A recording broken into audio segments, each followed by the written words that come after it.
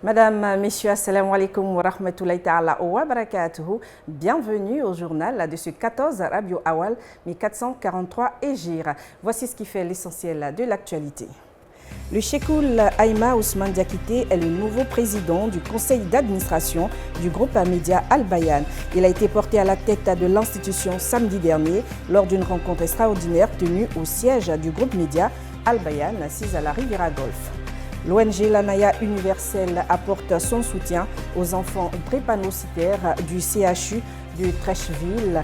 Ils ont reçu des kits scolaires, un geste salué notamment par les parents. L'Union nationale des journalistes de Côte d'Ivoire a procédé ce mardi à la présentation de son magazine INJCI Mag, un outil d'information et d'éducation destiné à la promotion des actions de la structure et de ses partenaires. Maoulid 1443 Hégire, l'association islamique Nouroul Skalein a commémoré la naissance du prophète Mohammed sallallahu alayhi wa sallam. C'était dans la nuit du 17 au 18 octobre dernier à Lokodjo dans la commune d'Aktekoubé. Le reportage d'Aldiouma Bokoum est commenté par Aïcha Toukouni. C'est le foyer des jeunes de Lokodjoro qui a servi de cadre à la commémoration de la naissance du prophète Mohammed sallallahu alayhi wa sallam. L'importance du Maulid est le thème qui a fait l'objet d'une conférence animée par Oustaz Dao Hassan. Le prophète Mohammed a été pour vous un modèle. Oui, un exemple pour celui qui veut Allah, pour celui qui veut atteindre l'agrément d'Allah subhanahu wa ta'ala, pour celui qui veut s'approcher de plus à Allah subhanahu wa ta'ala. Et non pas ça seulement, mais celui qui veut être sauvé le jour de la rétribution. Yawma la yanfa'ul malu. Des guides religieux, les autorités administratives de la commune d'Atekoubé et des personnes de bonne volonté ont apporté leur soutien à cette cérémonie. Nous implorons Dieu pour que la Côte d'Ivoire soit en paix, mais aussi des prières pour la commune d'Atekoubé et pour tous les habitants d'Atekoubé, pour que Atekoubé continue son développement. Le message que j'ai pour toutes nos mamans, c'est de communiquer avec leurs filles, de parler surtout de l'islam avec leurs filles, leurs fils, pour que l'islam reste toujours la religion par excellence. Le journaliste animateur du groupe média Al-Bayan, El Hadj Aldiouma Bokoum, était l'invité spécial de la marraine. Il a demandé aux parents de beaucoup communiquer avec leurs enfants. Malgré la pluie qui s'est abattue sur la commune, les fidèles musulmans sont sortis nombreux pour commémorer la naissance du messager de l'islam. Nous le disions dans les titres, le groupe média Al-Bayan a un nouveau conseil d'administration, un nouveau président du conseil d'administration. Il s'agit du Cheikhoul Aïma Ousmane Diakité. Il a été désigné samedi dernier lors d'une réunion extraordinaire du conseil d'administration. Suivant le reportage d'Abdelaziz Diallo. Ce poste est resté vacant depuis le décès du Cheikhoul Aïma Bouakari Fofana. Au terme d'une réunion extraordinaire tenue samedi dernier dans la salle de conférence du groupe média Al-Bayan, le guide suprême de la communauté musulmane, Cheikhoul Aïma Ousmane Diakité, a été choisi pour présider le conseil d'administration du tout premier média musulman en Côte d'Ivoire. Nous sommes donc héritiers de grandes personnalités. Cheikh Bouakari Fofana, Cheikh Mohamed de travail. Et je disais que le sentiment était un sentiment de responsabilité parce que la responsabilité est grande. Nos dévanciers nous ont laissé une œuvre. Notre mission, notre responsabilité, c'est de rendre cette œuvre pérenne tout en la développant. Je demande à Dieu de nous soutenir, à nous tous, et de faire en sorte que l'équipe que constitue le conseil d'administration soit une équipe solide, solidaire et très engagée, je n'en doute pas. Le Maoulid, c'est aussi l'affaire de tout petits. Le comité de gestion de la communauté Rayan, de la mosquée Rayan, de la Riviera Mbadon, a célébré dimanche dernier la naissance du prophète de l'islam en compagnie des tout petits. Au programme, une projection de bande à dessiner retraçant la vie du messager Mohammed sallallahu alayhi wa sallam. Comment semer les graines de la religion dans le cœur des plus petits? La stratégie a été toute trouvée par le comité de gestion de la mosquée Rayan à travers leur implication à la célébration de la naissance du saint prophète. À la fois ludique et instructive, la diffusion d'un film sur la vie du noble messager est le canal choisi pour amener les enfants à en apprendre davantage sur le prophète de l'islam. Donc le fait d'avoir nos enfants magnifier le prophète sallallahu alayhi wa sallam à nos côtés et leur apprendre au travers du film institutionnel qui est passé, qui nous apprend la vie de notre noble prophète Mohammed sallallahu alayhi wa sallam, c'est là pour nous une source de fierté. Un savant le dit, dis-moi la jeunesse d'une communauté, je te dirai l'avenir de cette communauté. Nous avons vu, les questions sont posées sur la vie du prophète. Les questions ont été répondues, alhamdoulilah. Le but derrière cette manifestation festive est de cultiver l'amour de la religion et du prophète Mohammed chez les enfants. La présidente du comité d'organisation a rappelé cela tout en exhortant les parents à maintenir le cap de l'éducation islamique des enfants en dehors des mosquées. Les principaux concernés se réjouissent de cette manifestation pleine de sens et d'apprentissage pour eux. C'est important pour la communauté, donc je viens assister à cette cérémonie. Et le film sur la vie du prophète m'a vraiment instruit. J'ai vraiment appris beaucoup de choses et je suis vraiment content d'être venu. Des jeux, des questions sur la vie du prophète, mais aussi sur la religion en général, ont agrémenté les festivités de ce Maoulid 1443 de l'Hégire.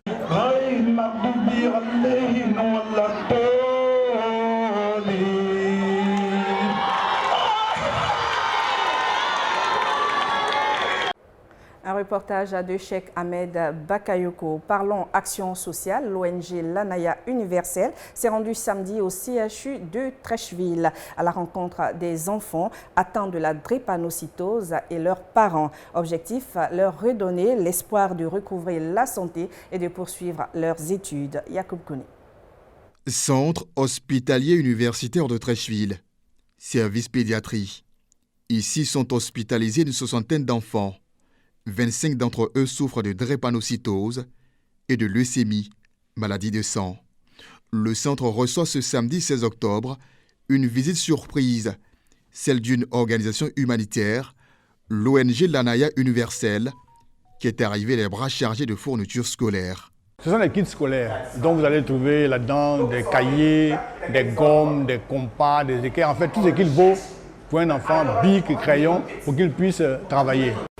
Il faut dire que ces dons nous ont été faits par la fondation Didier Drouba.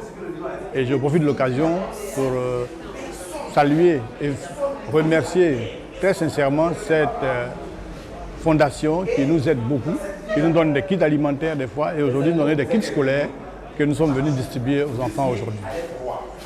Une œuvre appréciée à sa juste valeur par les parents à qui elle vient de retirer des charges en cette période de rentrée scolaire et surtout par la représentante du responsable du centre, Madame Kouetireline. L'action que l'ONG vient de mener va dans le sens de ce qu'elle a toujours fait chaque année à l'endroit des enfants souffrant de leucémie ou autres maladies du sang. Voilà, donc je me dis que l'ONG Lanaya est constante dans ses actions. Et, elle s'est engagée auprès des enfants drépanocytaires et porteurs d'autres affections du sang. L'ONG Lanaya Universelle ne s'est pas limitée là. Après le CHU de Trècheville, cap sur la commune de Koumassi, en vue de distribuer les 1000 kits scolaires disponibles pour les enfants vulnérables ou de familles démunies pour cette campagne. Octobre Rose, le service de cancérologie du CHU de Trècheville, engagé dans la lutte contre le cancer du sein. Le week-end dernier a été marqué par une série d'activités à l'effet de réduire le nombre de victimes de cette maladie dans notre pays. Yacoub Kone. Ce samedi, tout le service de cancérologie du CHU de Trècheville était mobilisé. Le chef Adoubi Vincent en tête, au service de plusieurs centaines de femmes. Ces dernières ont répondu présent à l'appel lancé aux femmes ce mois d'octobre par le centre dans le cadre de ses plans d'action de lutte contre le cancer du sang qui touche environ 3500 femmes chaque année en Côte d'Ivoire et causant plus de 1000 décès.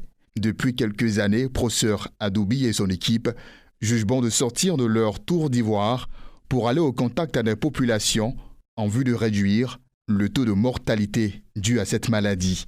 La cérémonie qui nous abrite ici au CHU de Treichville, qui est le premier service de cancérologie en Côte d'Ivoire, permet à nos spécialistes ici de rentrer en communication avec le grand public et surtout leur montrer les gestes qui sauvent.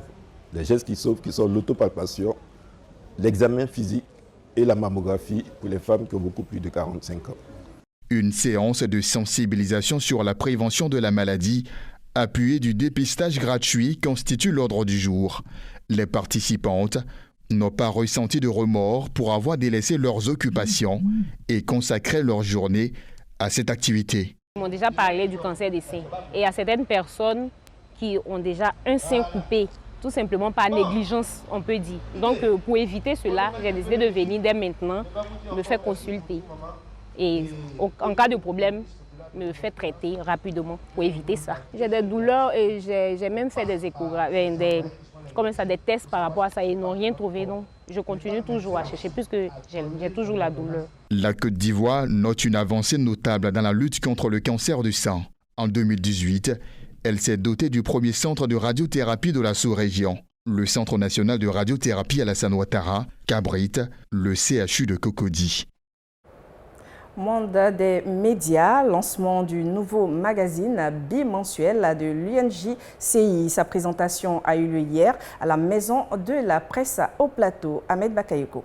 Promouvoir le professionnalisme et favoriser le partage d'expériences est l'une des missions essentielles de UNJCI MAG. Ce bimestriel de 52 pages se veut un trait d'union entre les journalistes et leurs fêtières, mieux un moyen de communication sur les actions de l'UNJCI et celles de la Maison de la Presse. Il est temps aussi que les journalistes fassent la promotion de leurs pairs.